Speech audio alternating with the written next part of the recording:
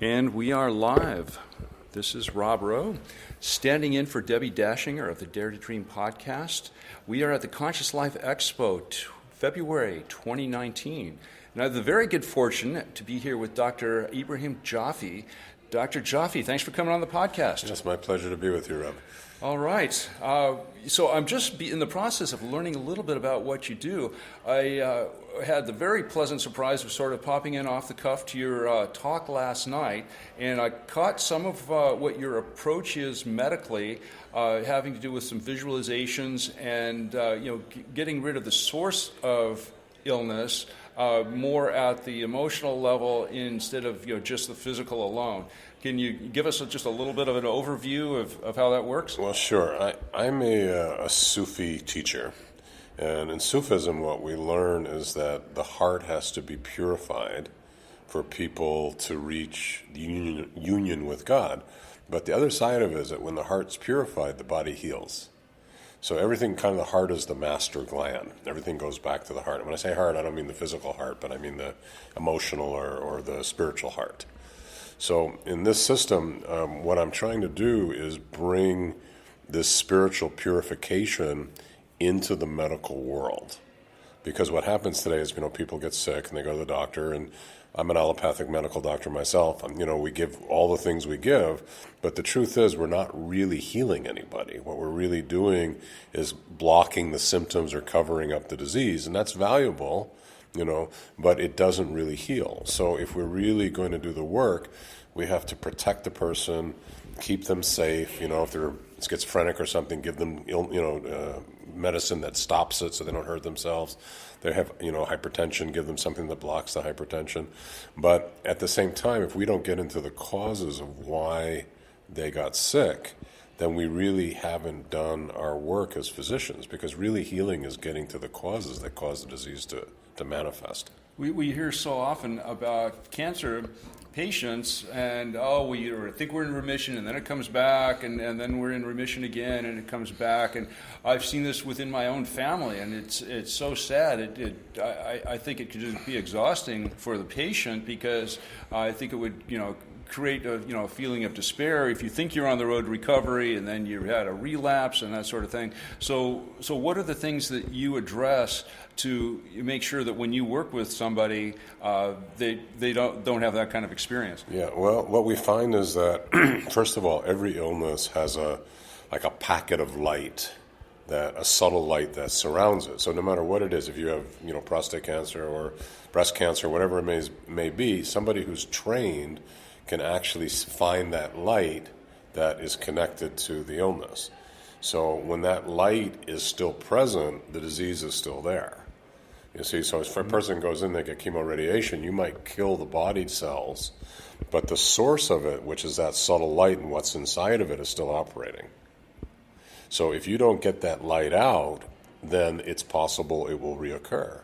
That's the problem. That's what medicine doesn't quite get yet, which is that the source is not only in the physical body, and it's not only DNA replication and cellular issues. There's something behind it, which is the emotional, psychological, and spiritual things that are being held in those subtle packets of light, which I believe are causing disease. Okay. Well, you mentioned people that you train. Tell us a little bit about how somebody learns to do what you do. What's involved in that? Is there any kind of a certification involved? So what's really interesting about your work, just from what I've learned so far, is that you seem to have a system of being able to get other people to be able to do what you do, and not claim that it's some sort of magical gift that only you have. That it is a very learnable skill. Is that correct? It is very learnable. Anybody can learn this. I mean, there are some people more apt at it than others, and some, there are people more skilled, but, what I have found is that the people who put the time into it get as good. So it's like a runner. You have somebody who might be faster for some reason, but somebody who really works at it eventually catches up and can do just as well as anybody else. So it's really about persistence. Mike, we've trained thousands of people already. Really? Yeah. Wow. We've got people all over the world who are doing this work. Many of them in ICUs. We have people in Israel. We have people in the Middle East, people in South America, Mexico, Central America who are doing this work. They work with physicians, they work with healers, acupuncturists, people like that. And what we do is we like to pair our people with healers, with physicians or other forms of healing, because acupuncture, Chinese medicine, fabulous. Medicine, allopathic, traditional medicine, fabulous. But if they're not getting to the source issues of these issues, they're not completing the work. So what we find is that if we take somebody and we put them into our certification programs, we have a number of levels of certification. We have spiritual healer, spiritual practitioner, advanced practitioner, master healer, and doctor of medical spiritual healing. I had no idea. Yeah, we have 5 levels. Wow, that's awesome. And the people who reach that advanced level, that 3rd level, many of them have been able to work with cancer and had significant results. So, do you work closely with other types of healing that are gaining some prominence? You're probably familiar with Thomas Seyfried and his work with cancer as a metabolic disease. The ketogenic diet, it seems to be gaining a lot of traction as far as the therapeutic ketogenic diet that ties in with Seyfried's work. We've got a lot of work being done in the field of oxygen, hyperbaric, and ozone, and so on. Do you feel that all these things are important as a combination? I do. I mean, I think we have to go outside of one system thinking it can heal anything. The answer is that multifaceted approach is always the best. You have to approach it from the allopathic model, but there's things you can do with the meridians. There's things you can do with oxygen. There's all sorts of things you can use. So the beautiful thing is that somebody who has the ability to be able to be trained to see these subtle lights can actually look at a system. Like if you bring, let's say, ozone therapy into it, you can actually see what happens to those subtle lights, those packets. So if ozone starts to reduce the packet, it's helpful. Oh, okay. If it doesn't do anything, it's a waste of time. Oh, very interesting. So, I'm going to ask you maybe to speculate a little bit. In the bigger picture of what's going on with medicine today, particularly medicine as an industry, do you see any indications that chemo and radiation might be at some point a thing of the past? Well, as we're, because of these electron funneling microscopes now, we're able to map the DNA, and they're starting to really understand DNA replication, DNA, viral implants and things that are causing, these things, telomeres. So I suspect that within the next 15, 20 years, it's all going to be moving into DNA-based issues. And all this stuff is going to phase out. It's all going to be hitting at that level. But even there, again, if you strengthen the telomeres and you work with being able to neutralize some of the, viral things that may be causing these problems, if you don't get to the sources, it's just going to pop up someplace else, because we're working very subtly. And those subtle lights affect the electromagnetic spins. And if you put a negative subtle light on electromagnetic spins, wherever it is, you're going to have something go wrong. So at the deepest level, you've got to go there. I think we are going to see chemo and radiation begin to phase out. But what they're going to do is they're going to do targeted immune therapy. That's what's going to happen. Is my sense of it. Well, I don't know exactly what that means, but do you think that's going to be an improvement? Is that going to be a bit? It will be better than the outcomes people get with chemo. Because sometimes the treatment kills the patient. Well, chemo is very rough on the patient. That's the problem. It's really disastrous. And I don't, people may not know this, but if you took all the chemo together, and all that's been given, and they've done this and they've researched, and you look at the life extension, the average of all chemo together, life extension is 9 months. I've heard another statistic. I don't know if you've heard this or if you agree, but in terms of glioblastoma and the life expectancy somebody has now, when that's diagnosed, it is really not very different than it was in 1926 when another study was done on what is the average life expectancy. Did you hear me talk about glioblastoma last night? A child in Sweden, was it? Denmark. Oh, yeah. Yeah, this was a glioblastoma. Again, the life expectancy is not very good. It's one of the real killers of kids. And it turned out to be caused by an emotional issue with her parents, Exactly. if I'm not mistaken. They were divorcing. And the child couldn't handle whatever was going on between the parents, it cracked something in the child's mind, and the tumor came out. Well, do you feel that in every cancer situation there's an emotional component, or in only some? All. Really? All. And it's deeper. Emotions are one part of it. Emotions are very significant. You've got to get the emotions released. And it's always there. But behind the emotions, there are images. Images are repressed experiences of pain, or, problems that have been pushed into the body because the person hasn't been able to resolve them at some point in their life. Now, again, depending on the disease, in breast cancer, for example, it's always about the ability to give or receive love. Really? Yeah, always. There's some issue with being, and usually it's actually about, it can go either way, but it's usually about their inability to give the milk of love to people who are important, for whatever the reason. Sometimes because they didn't learn it, sometimes they got hurt when they gave it and they stopped giving it. There's different reasons. Prostate cancer is always about deep fear, because men are we're being forced to provide and to be men today, and show up and make money and have safety for our families, and it's a very unsafe world. So if we feel deep down that unsafety is always the source of prostate disease. Interesting. Oh, I had no idea. Well, I personally was diagnosed with that in 2011. In 2008, in 2008, I'd begun to flip houses and get very active as a real estate entrepreneur while I still had a corporate job.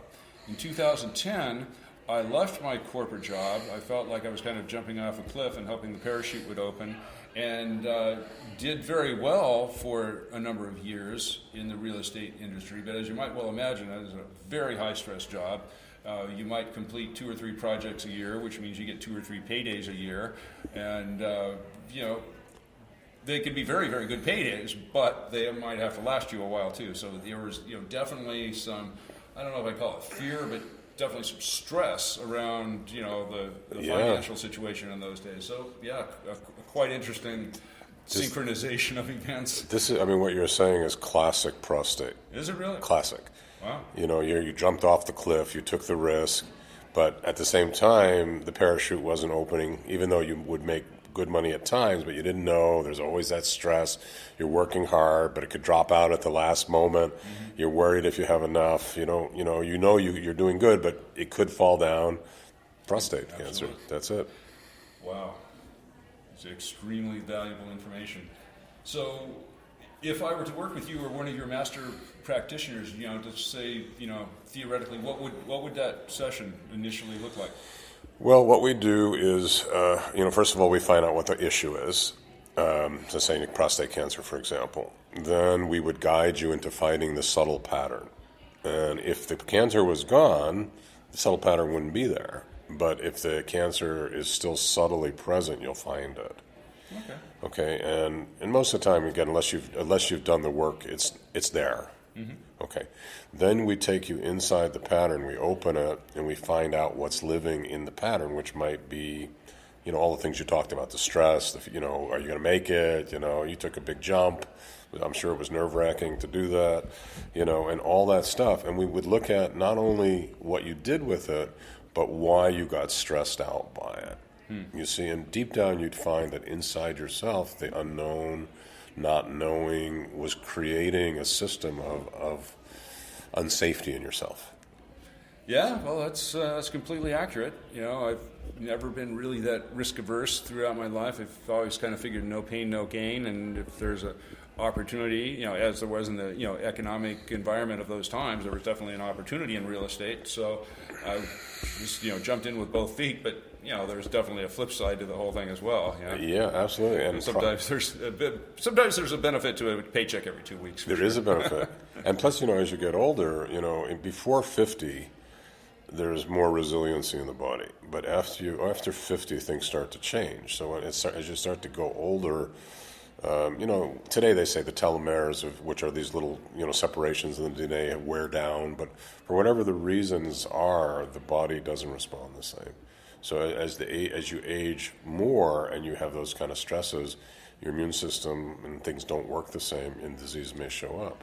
Well, in a more general sense, as far as just approaching an overall healthy immune system, let's say you're not targeting any particular disease per se, but somebody comes to you and says, "I just want to be the best I can be." Maybe weekend warrior type athlete, mountain biker, skier wants to continue his athletic endeavors and have a healthy sex life and a great body and just be just healthy and enjoying life for absolutely as long as possible. Is that something you can help with too? Absolutely, because again, if you look at it, all of it comes back to the heart. If a person's in their heart, full of love, have peace, they feel good, the immune system kicks in, they feel good about themselves, they're happy, they release pheromones, they smell better. They're going to be more attractive to women or women more attractive to men, because they're radiating something out of their being that is healthy. That's quite interesting. And it really comes back to the source of it, which is how, many times you see people, even today, people are really going for it. There's been big changes since the economic collapse of 2007. But, behind it, you can still feel that people are not at peace in their heart. So I think the real key is first, let's get our hearts right. Meaning that you feel really good about yourself. You feel really good about who you are. You trust. There's a deep state of trust. When you do that, you'll see your entire physiology begins to change. And for men, and actually for women as well, you'll see that when you have that, you will become very attractive to other, to the opposite sex or to everybody, really. So you'll become attractive because you're vibrating something healthy out of you. Makes a lot of sense. Well, is there anything that you would like our listeners to know about that we haven't talked about? I guess just one other quick question. You probably have a few basic health practices that you would advise for everybody. Do you have maybe your top 2 or 3 things that you might recommend? Obviously, good exercise, good sleep, good water, the obvious things. But anything in particular, maybe any supplements or anything like that you're a big fan of for just general good health? I think, for me, the number one practice is time with God. Okay. Time with Spirit. Take time. If you can take minimum 20 minutes a day and just contemplate and sit with God, sit with Spirit, sit with your higher self, however you like to put it. I like to say God because I think that's the highest. And you sit with that being and that light, and you just receive from it. Just let the light come into you. It will realign your chakras, it will realign your physiology, it'll realign your mind, it'll realign your emotions, and it'll guide you. And like in those moments of quiet, you'll see that the path opens up where most of us, we don't know what to do, where our guidance systems are down. But when you sit, all of a sudden you'll say, oh, I see the way out. I see the way through. And guidance systems, that's a good way of putting it. Well, that's awesome. That's great advice. So I really appreciate you taking some time with us here today. I know we just kind of did this off the cuff here, but yeah, that's great intel. How can people learn more about what you're doing? Yeah, if they go to my website, drjaffemd.com, drjaffemd.com. In fact, if you put / special gifts and then another / we can give you some things to help you with this. We'll give you 7 C's of relationship. You can learn about relationship and some of the things we do to help people with this. And you can also look at our programs on, learning spiritual healing or becoming a spiritual healer if you feel drawn to that. If that's in your blood and you know that you're meant to do it, this might be a good system for you. Absolutely. Well, that is wonderful. This is Rob Rowe standing in for Debbie Dash, and you're signing off here at the Conscious Life Expo. Dr. Jaffe, I hope to see you soon. Thanks again for your time. It's my pleasure, Rob. It was great to talk to you.